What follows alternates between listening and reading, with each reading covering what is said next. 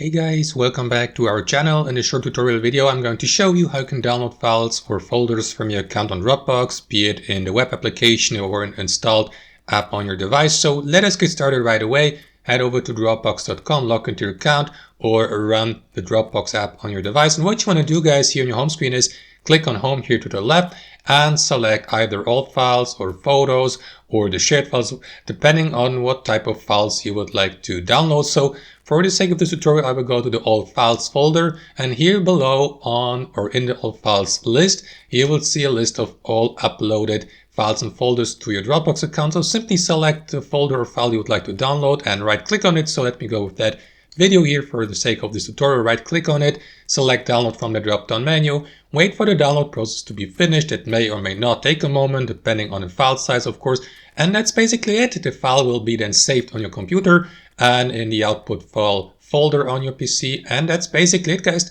That's how you do it. Hope you enjoyed the video, got some value from it, and we'll catch you later.